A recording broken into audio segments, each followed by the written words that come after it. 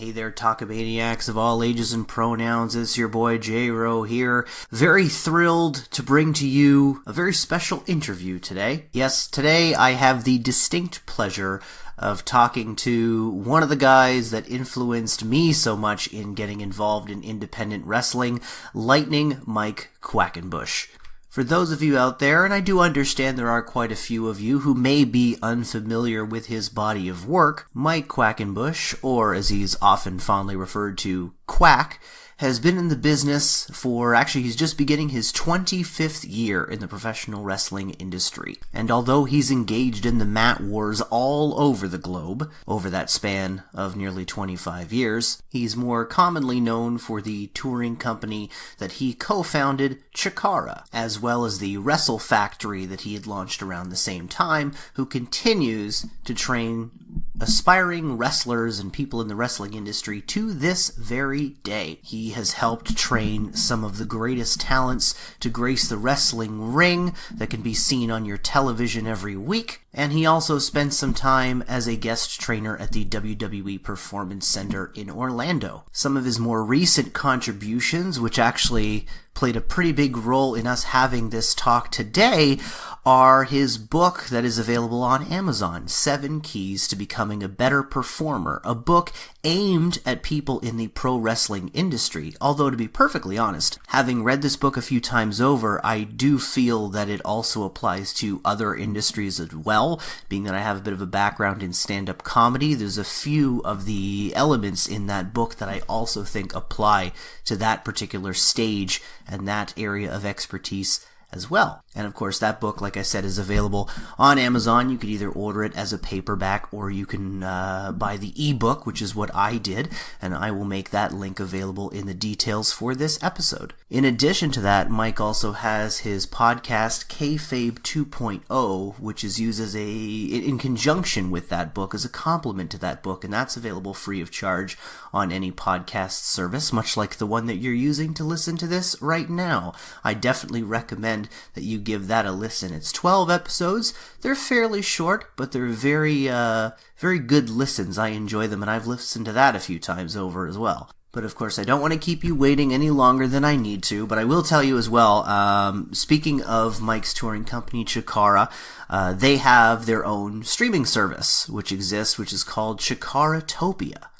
And with Chikaratopia, much like the other streaming services available on the internet, it is a VOD service that you can use on a number of different devices, and you can go back and see many shows from the quite lengthy, since they're in season 19 now, the quite lengthy history of Chikara. And with Chikaratopia, you can also catch their newer events live. Actually, they produce them live, so you can watch them on the spot if you're unable to attend the shows, obviously given where they're geographically located. And while with Chikaratopia, when you would typically start the service, if you are a new subscriber, you would be entitled to a free week before the $7.99 a month fee goes into effect. Mike has got a little present for us, but I don't want to spoil it, so he's going to bring that up during our chat. So I hope you are very comfortable, you've got your earbuds in, or if you're driving in the car, you got the stereo up, just not too loud. Make sure you're aware of what's going on around you. I hope you're nice and comfortable, I hope you're settled in, and let's have a good time talking to Lightning Mike Quackenbush.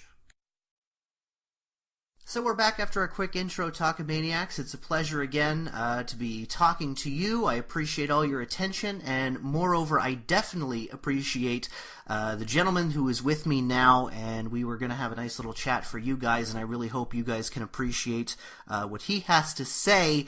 Lightning Mike Quackenbush, creator of pro wrestling, notably through the Chikara and the Wrestle Factory, and his books, notably 7 Keys to Becoming a Better Performer, which is available on Amazon, and the link will be in the description, guaranteed, as well as the complimentary Kayfabe 2.0 podcast. Mike is here with me. Mike, how are you today, sir? I'm doing great. Thanks for having me on. Excellent. It's an absolute pleasure. So, I'd like to talk to you, I guess the best place to start is always from the beginning, as they say. And I remember in a speech you did for Ignite Philly, you mentioned in a recent survey at the time that 2% of ardent wrestling fans are aware of perhaps one promotion outside of WWE, which unfortunately would mean that to the overwhelming majority of these people, my entire body of work simply doesn't exist. I'd kind of like to start there, if I may, because I believe you started in 1994, correct? Yes, that's right. My anniversary just passed, May 20th, 1994. So that's very top of mind for me. Well, congratulations for one. And I have to imagine, given the technology that we're at, that we're into these days, what were those early, like, pre-internet years of independent wrestling like? Being someone that started in 94, what was that like?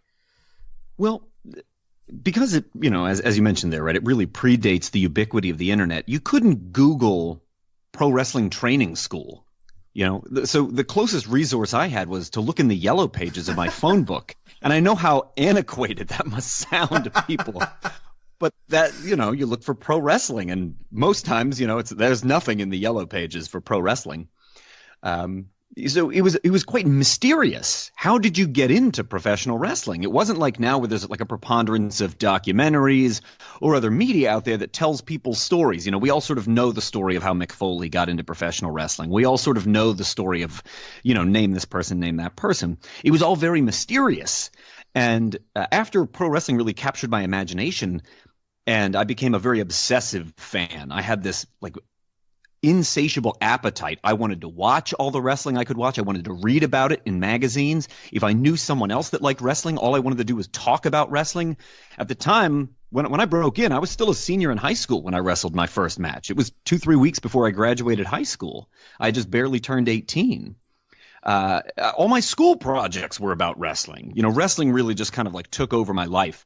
And it's probably the closest thing to like feeling an addiction that I really knew. I was like addicted to wrestling. I always needed the next dose of it. Oh, there's a new show on Saturday morning. Even if it was like one of the WWF package shows like Mania with Todd Pettengill, where they were repurposing matches that had already aired on Raw or Superstars or Challenge. I would watch Mania just, to experience it again. So, I was a very like obsessive wrestling fan way back in the very beginning of this. Speaking of going all the way back to the beginning. And then once I decided, I want to do this, I really want the chance to chase this, I just started trying to figure out what do you do? So my real break, although my first match is May 20th, 1994, my real break doesn't come until later that year when I get booked by a company called United States Championship Wrestling, which has a very lofty title but was actually a very lowly organization.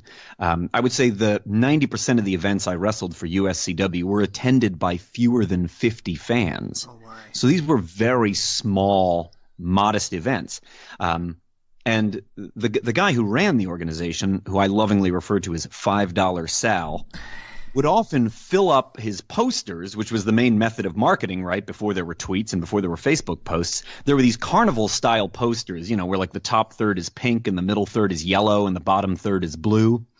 And it's the same sort of thing that you would see like a circus or a carnival being advertised for. But, it'd say pro wrestling, coming to your local fire hall or coming to your local junior high or coming to whatever, And it would say things on the poster like this: Vader versus Warrior.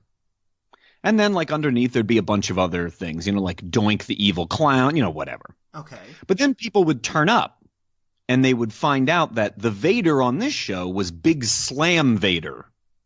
And the warrior that he was facing was not Ultimate, but was the Iron City Warrior.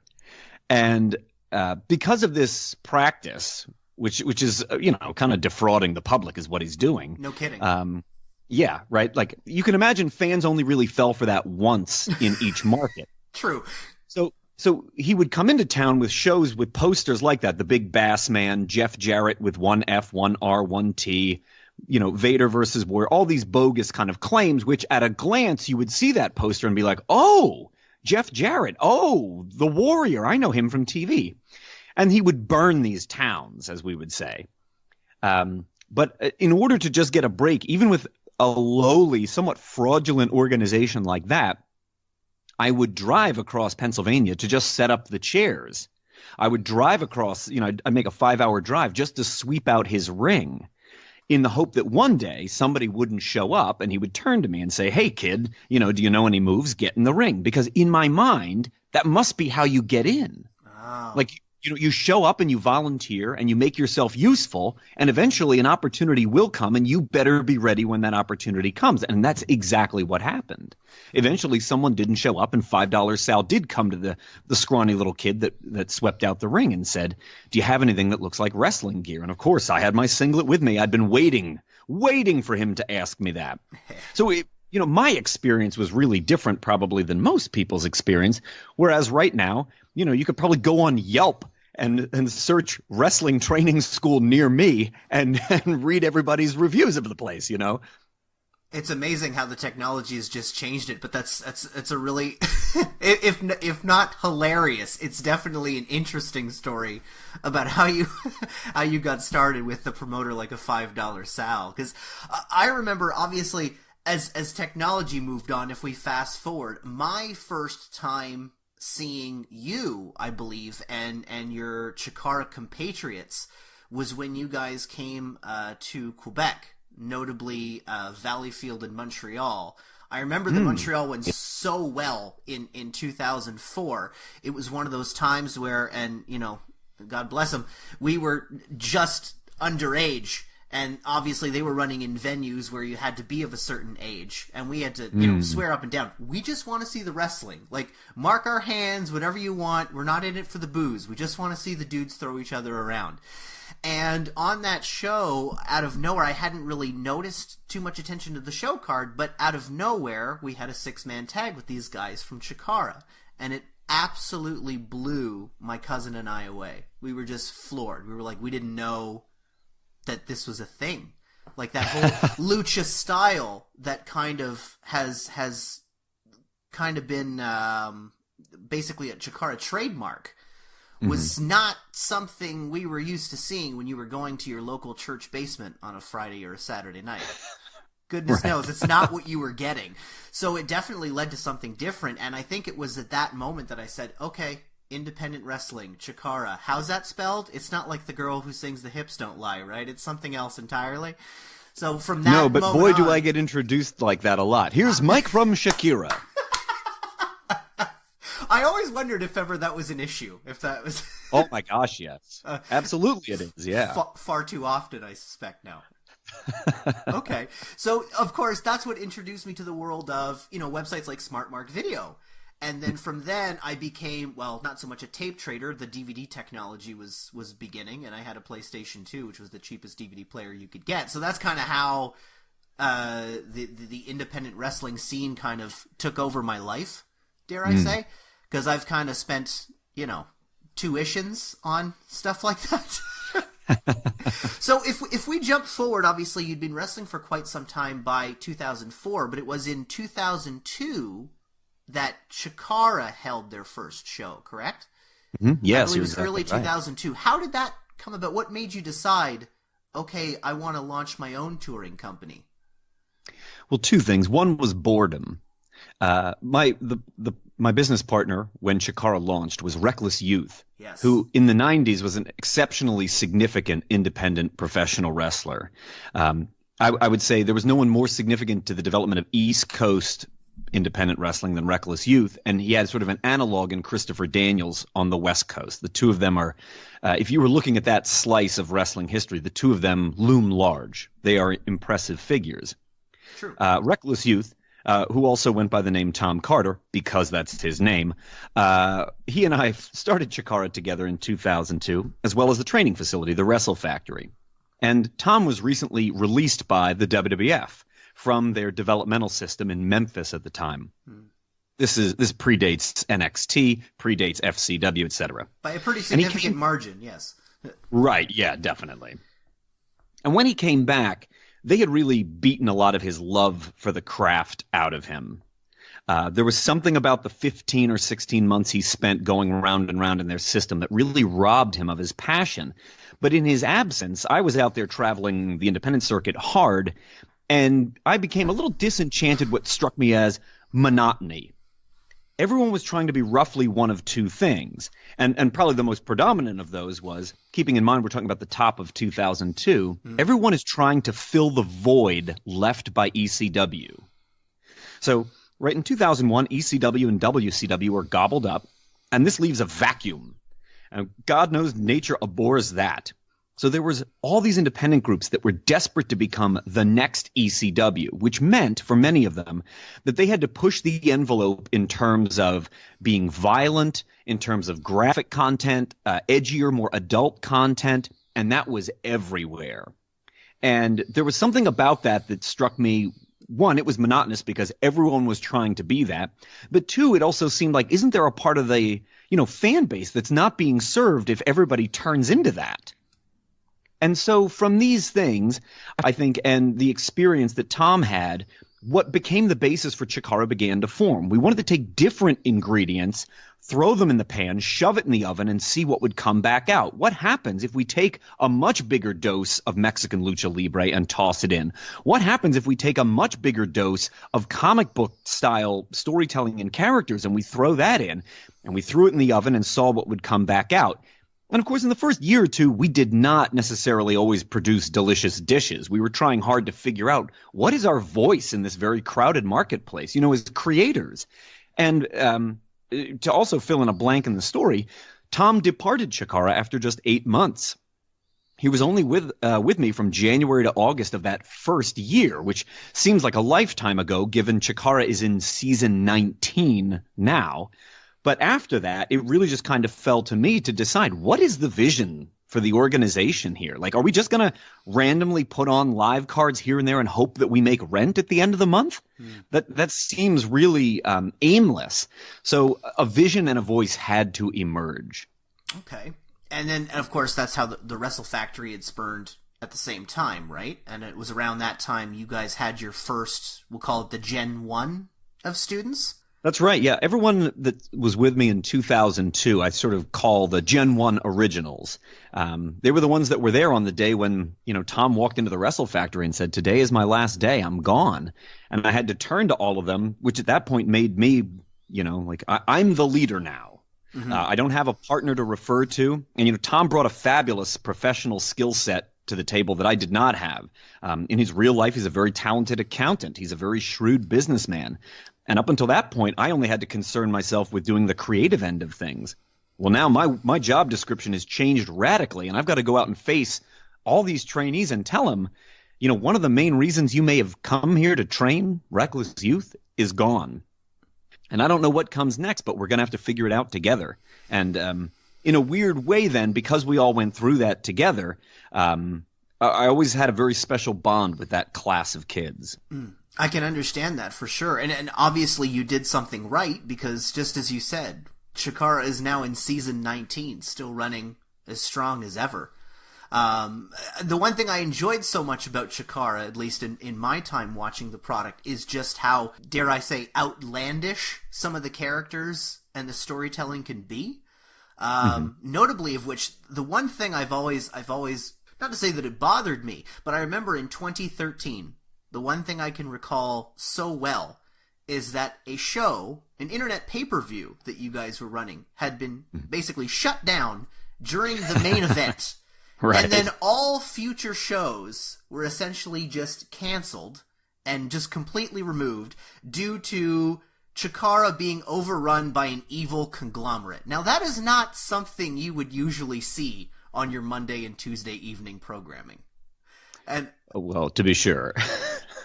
What I have to ask, what compelled you to kind of decide this is the way we're going to go, if I may ask? Sure, yeah, of course. And I love to talk about what I refer to as the Ashes Project, because I often feel like it's my misunderstood child. It's like the weird concept album that we made that nobody got. And I mean, to be fair, that's not really true to say nobody got it, but it does feel like an underappreciated thing that we attempted to do. And I suppose it germinated from this as an idea. We had done a series of takes on an outside group arrives at Chikara. Maybe they are invaders or they're something of that sort.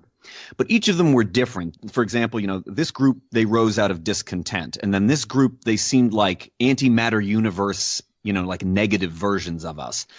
Each of these groups, they had different motives. They were different in their makeup. They looked very different. And each of them wanted something different. But we had done 3 or 4 kind of takes on that, where this large group emerges and then they are vanquished. But after doing that a few times, the question that kind of emerged in my mind is what happens if the bad guys, the invading group, win? And what happens if maybe behind all of it is a group that you don't beat in the ring? So oftentimes in pro wrestling, the antagonist character, the villain, right, the heel of your story is someone that can be defeated in the ring. But corporate suits, like a shady conglomerate that's hidden through shell companies, you don't fight them in a ring. How do you beat them? How do you vanquish them? And that as a storytelling concept really took hold in my imagination. And then luckily, even from the point that we started developing it, which was probably 3 years before we even began telling the story, a few people came into my sphere, one of whom frequent collaborators and people that I think the world of, one named Ruben and one named Robert. They had really sort of championed this cause and became my moral support.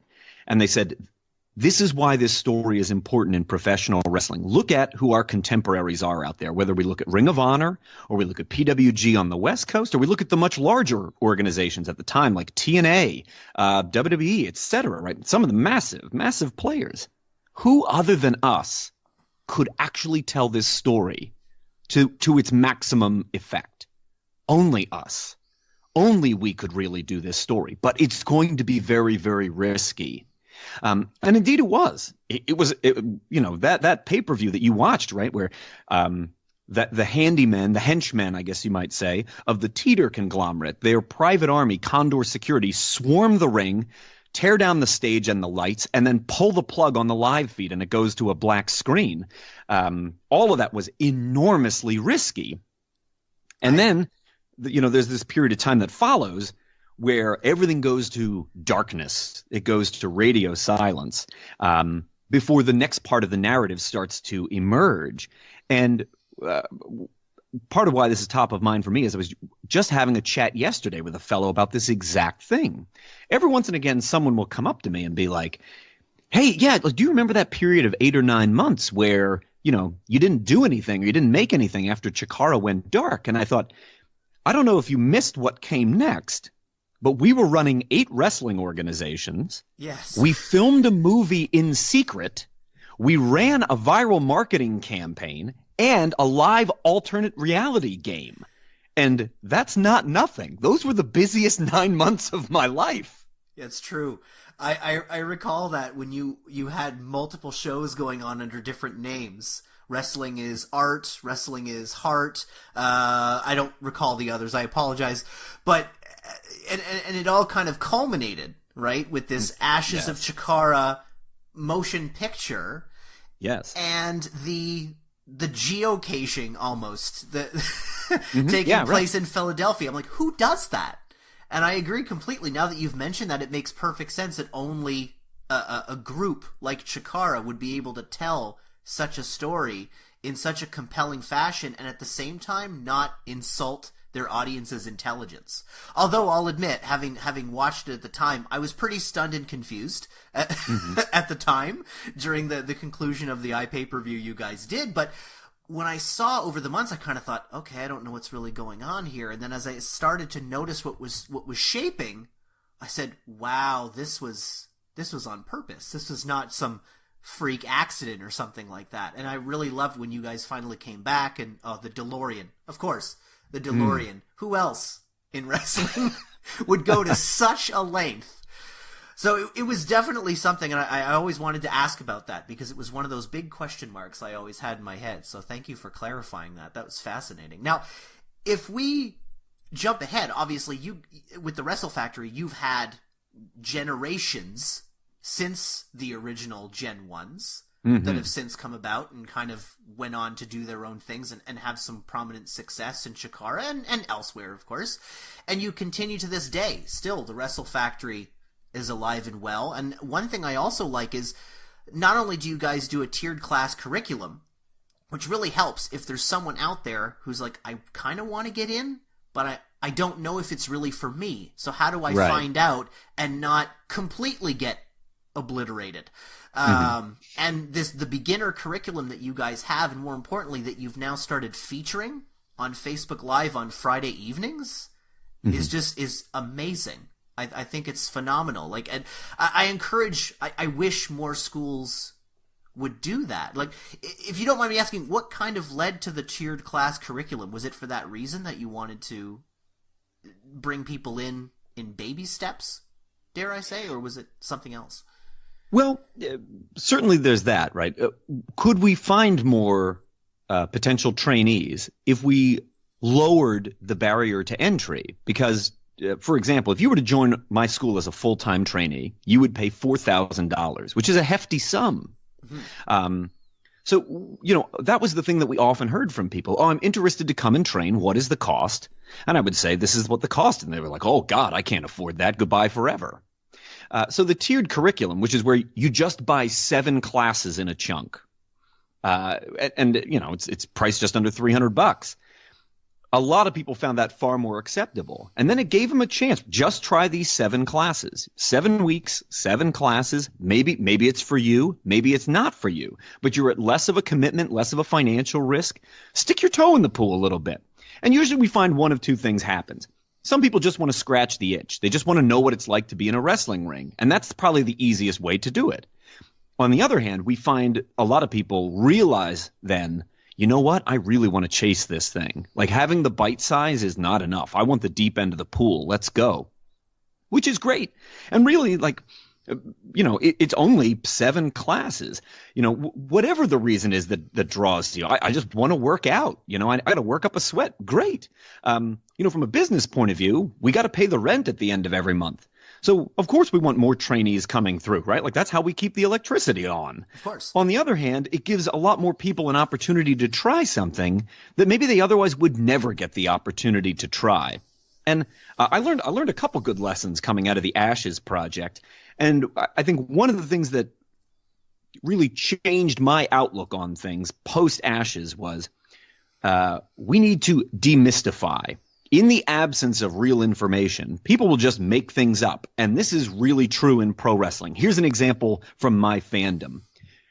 There was a popular rumor that there was more than one Ultimate Warrior. Have you ever heard this? I have not. Okay.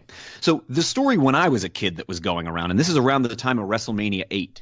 So if you know your WWF trivia, right, the Ultimate Warrior disappears for a while and then returns to save Hulk Hogan at WrestleMania 8 after a lengthy absence. But when he comes back, his body type has changed a little bit. Whatever he was doing at the time, he changed. And his face had thinned out a little bit. And people were saying when this guy came out at WrestleMania 8 that it was actually one of the Von Erich brothers, that the real Ultimate Warrior had died under mysterious circumstances and whatever the conspiracy theory was. And then this new guy is playing the Ultimate Warrior. Now, of course, here we are all these years later. We know this is false. It was always Jim Hellwig. Jim Hellwig was the Ultimate Warrior. There's not a day on record where one of the Von Erichs happened to be filling in for him. That's just bogus. But in the absence of the real info, people will make up every goofy, crazy theory, rumor, whatever. And this swirls around pro wrestling training. What's it like? Oh, I heard that they do this to you there. I heard they do that to you there. And that's part of why we're live streaming our beginner classes. The whole thing, start to finish. The camera does not cut off in the middle and you don't see what's going on. I really want to demystify for people what goes into becoming a professional wrestler. It's a wonderful art form, and more people could learn it than I think imagine that they could. I want to share the art form with everybody because I love professional wrestling. And it's given a lot to me, and it gives a lot of joy to other people. And if the last thing holding you up from thinking, could I do this? I don't know. Can I get in the ring? Well, watch Ring Shape Live on our Twitch channel every Friday. You can see exactly what one of our beginner classes looks like from top to bottom. And that's kind of what fueled it. Let's demystify what goes on at pro wrestling training. I want to make it as accessible as possible to all. That's fascinating, and I commend you for that. Actually, it's the first school I've ever seen to do something like that, and I love it. You as the way you worded it is perfect. Is to demystify what happens in pro wrestling training, so that basically the world can see exactly how it goes down, and they can then decide if they would like to give it an opportunity. And with the tiered curriculum like you guys offer, it's a perfect way to find out if it is something that they would really decide they want to pursue, or if it's just, like you said, an itch that they feel the need to scratch. Speaking of training, you did spend some time at the Performance Center down in Orlando. How did that come about exactly? Well, the WWE was looking to hire a couple new coaches for the Performance Center. I guess they had just had one or two of them depart, and they had an opening on their staff. And so they were bringing in trainers as guests just for a week to kind of try them out and see, would you be a good fit for our system? And so because the number 2 down there, Sarah Amato, underneath Coach Matt Bloom, used to be a trainer at my facility, the Wrestle Factory, she had recommended me. And so I was brought down for a week, I don't know, about 2 years back now. And I spent a week coaching on the floor of the Performance Center, and then I went on the road as a producer for NXT, which was all fascinating. That's a part of the professional wrestling business that I had not been exposed to before. So that was a great learning experience for me to be out there. Hey, you're going to produce these segments on NXT. Well, okay, cool. Like, this is good, valuable experience. And of course, I was also down there, like, trying to give some of my knowledge and experience. I got to spend time.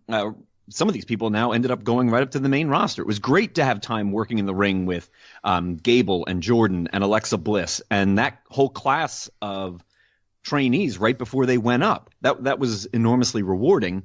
And it was great just to feel like, wow, they really do kind of accept what I do. That was really validating. I'll give you an example of what I mean by that. Please.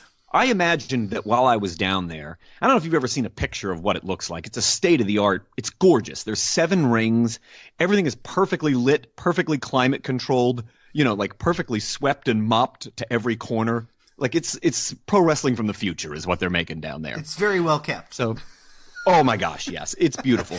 As my friend Matt Seidel likes to say, he's like, people are meant to learn how to wrestle in dusty garages. Well, wow, does Vince McMahon have a differing opinion on that? So I'm down there at the Performance Center, and I just do what I do, right? Like, I have my own proprietary method and theories about pro wrestling, and I imagined that every time I would say pro wrestling, there'd be some guy with a clipboard and a tie that would pop out from behind a curtain and say to me, we say sports entertainment here. That's what I thought my experience was going to be like, and it could not have been more different. They just embraced everything that I brought to the table, and that made me feel really validated. Because as someone who's only ever flirted with the major leagues in pro wrestling, there was a brief time when Reckless Youth and I almost went to ECW as a tag team, but we decided not to do it. There was a time when almost had a dark match for WCW on a Monday Nitro. I've not worked in that environment before. And you often wonder, like, what would it be like for me to be playing at that level? Would I succeed or would I fail? To feel the validation from the fellow coaches, from the staff, from the times that they would live stream what I was doing right up to Stamford so they could observe me up there. And for them to come back then and offer me a full-time job as a coach with WWE was very, very validating. Moving to Orlando is just not in the cards for me. Part of that would have involved divesting myself of all my other interests in pro wrestling, and that's not the right move for me right now. But just the fact that they did offer really did mean the world to me.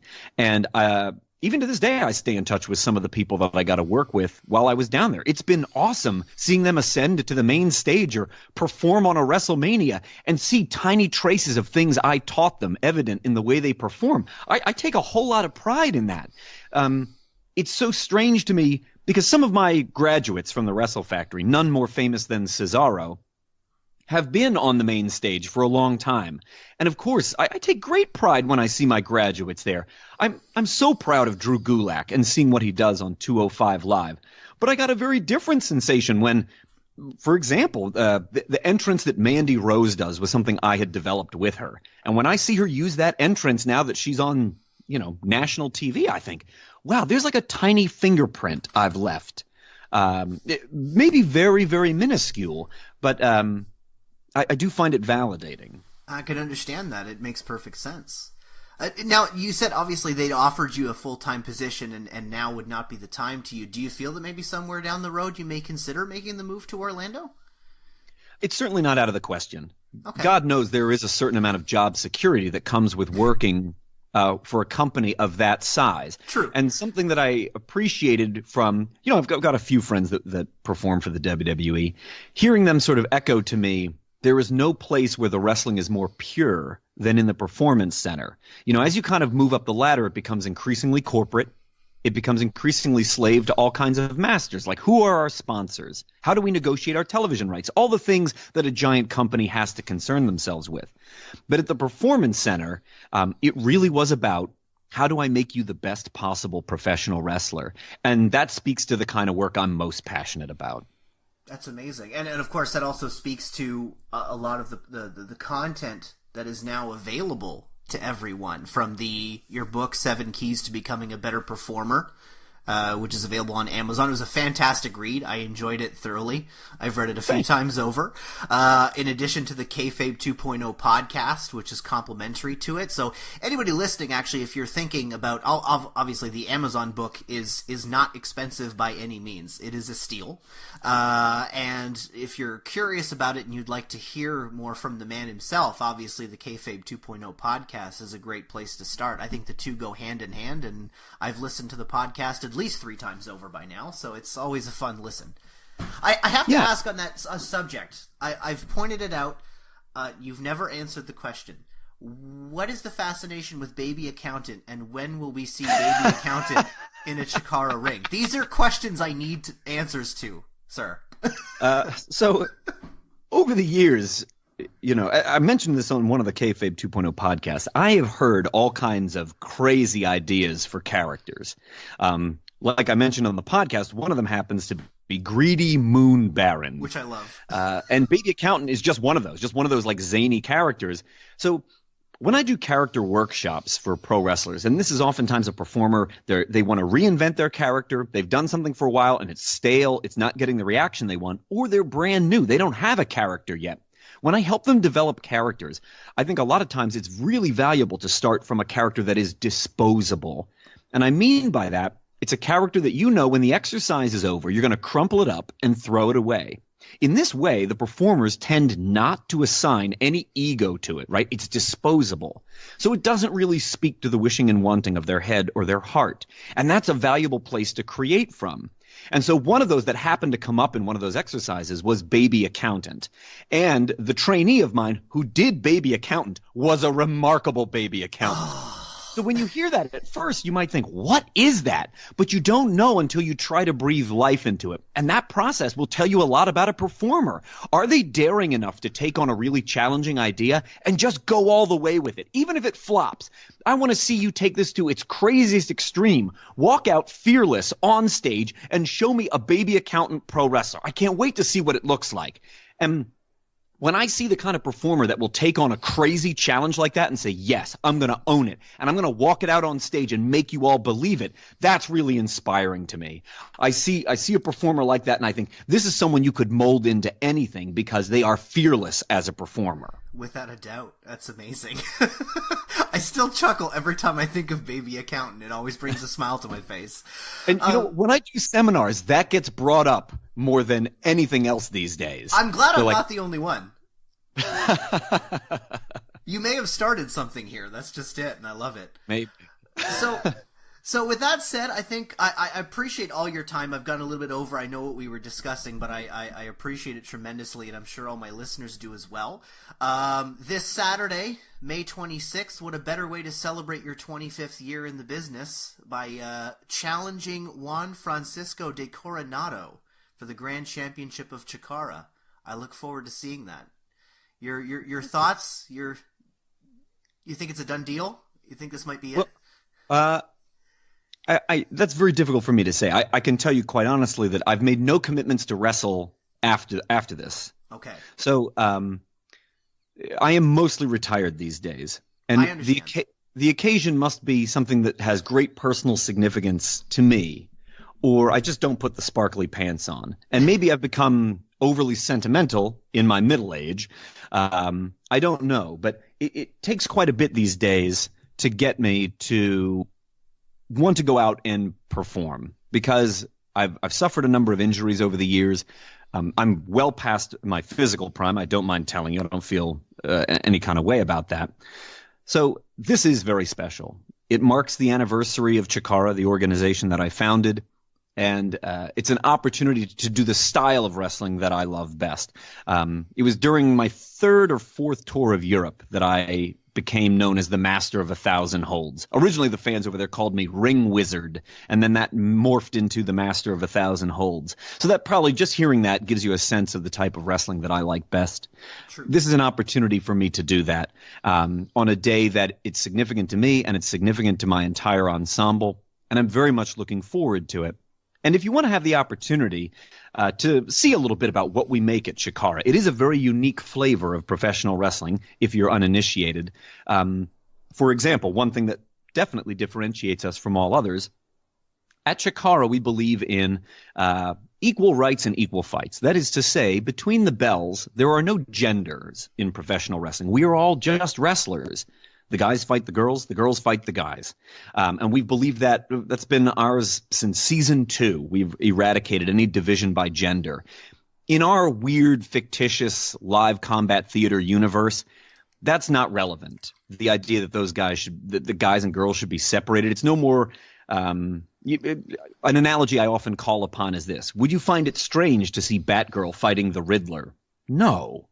And I feel like that translates directly to what I make in professional wrestling. So it is a very colorful, a very unusual universe. And if you're looking for something that's got, well, a little more spice to it maybe than what you get with the very vanilla mainstream offerings of professional wrestling, check us out. We are just launching today a promotional code. So if you wanted to check out our live streams and our video vault through our service called Chikaratopia, we'll give you 4 weeks free. Use this promo code JEDDAH, JEDDAH, you know, like where the greatest Royal Rumble took place. And you'll have a chance to dive into our vast video vault, more than 800 hours from Chikara, including the live stream of this Saturday's anniversary event where I will wrestle Juan Francisco de Coronado. You'll see guys fighting the girls. You'll see a whole bunch of crazy masked characters and everything else that makes Chikara wonderful. Use promo code JEDDAH when you sign up at chikaratopia.com. And guaranteed that's going to be in the description for this episode below so that you don't have to write it down. Certainly if you're listening in your vehicle, don't immediately pull over and stop. Get around to it when you can. I'll put it in the description. And 4 weeks as opposed to the usual 1 week. That is fascinating. Thank you very much for including that here, Mike. Mm-hmm. Thank you. So again, well, obviously you know what Mike will be doing this weekend, and I encourage you all to get onto Chikaratopia and use that promo code JEDDAH for a full month to not only see the event live, where I do hope the stars align, and I hope you do come out on top at the Grand Championship, sir. But that's just I'm biased, I'll readily admit. And I hope as well, if you do that, you'll also take some time to enjoy all of the previous shows that Chikara has in their offering. It's certainly a great value, absolutely. And if you'd like to, again, see Mike's most recent work, 7 Keys to Becoming a Better Performer, available on Amazon and the Kayfabe 2.0 podcast. And if by chance you happen to be within a reasonable drive of the Wrestle Factory out in Pennsylvania, correct? That's right. Definitely check that out, Chikara Wrestle Factory. And if you're curious, you can always see what they're up to Friday evenings on Facebook Live. Mike, thank you so much for this chat. I appreciate it thoroughly, and I'm sure my listeners do. Thanks again, and I wish you all the best, sir. Thanks so much, and thanks for giving me a forum to speak to everybody about these things. Always a pleasure. Hope we can do it again sometime. Mm-hmm. Take care. Well, I don't know about you guys, but I had an absolute blast today. It was my distinct pleasure to be able to chat with Lightning Mike Quackenbush for a little while. I know he's a very busy guy, and I hope you guys enjoyed it just as much as I did. And I really think that Mike's story just goes to show that even though a lot of us wrestling fans are used to just having there be that one big company that's out there putting out content for us on a weekly basis, in reality there are dozens, if not hundreds of others all around the globe fighting for that little piece of attention day in and day out. And Mike's is just one of those stories, with him and Chikara being what it is and what it's become over the years. It's a really it was really great to be able to speak to him and hear that directly from the man himself who lived it and experienced it. And of course, if you would like to hear more of Mike and his thoughts on professional wrestling, I would say the best place to start is the Kayfabe 2.0 podcast. And if you're anything like I am, as soon as you hear that podcast for the first few episodes, you're probably going to go out onto Amazon and pick up that book, 7 Keys to Becoming a Better Performer, a book aimed at people in the professional wrestling industry. And obviously a thank you to Mike again and the folks at Chikara for setting us up with their special promo code for their Chikaratopia streaming service. And you can find that service at chikaratopia.com, and the special promo code to sign up is Jeddah, Jeddah, the city in Saudi Arabia. That's what they went with. And that promo code will give you a full free month of the Chikaratopia service, so you can catch Mike in action this Saturday as he challenges for the Grand Championship of Chikara against the defending champion, Juan Francisco de Coronado. And of course, that's not to say that the entire card doesn't look to be exciting, which it does, with the unique blend of characters and types that Chikara provides to make their own unique wrestling experience. As they celebrate their anniversary with Anniversario Heroes Shed No Tears this upcoming Saturday, 3 p.m. on Chikaratopia. And of course, I think I said last but not least, but guess what? I lied. If after watching this Saturday's event, or even just in the chat that we've had here today, if it really gets your mojo going and you're thinking about maybe seeing if professional wrestling might be an interesting career path for you, I would strongly recommend that next time you're on Facebook, you follow Chikara Pro Wrestling, as every Friday evening they are doing their Ring Shape Live series, a live stream of their beginner class in the tiered class curriculum that they have, and you will get to see live these new students get used to being in between the ropes and seeing what it takes to become a professional wrestler. And with that out of the way, that means that the hype and plug train has safely arrived at its destination, and we come to the end of our show. And of course, it goes without saying, but I'd like to say it again, a huge thank you to Mike for taking the time to sit down with me and for us to have that chat for the benefit of all of you guys. I hope you enjoyed it. As always, I always appreciate your attention wherever I can get it, and I hope you guys had a blast. And as always, I look very much forward to talking to you guys again in the very near future. So until that time comes, I've been J-Ro, you guys have been a pleasure, and I will see you next time. Adios, amigos.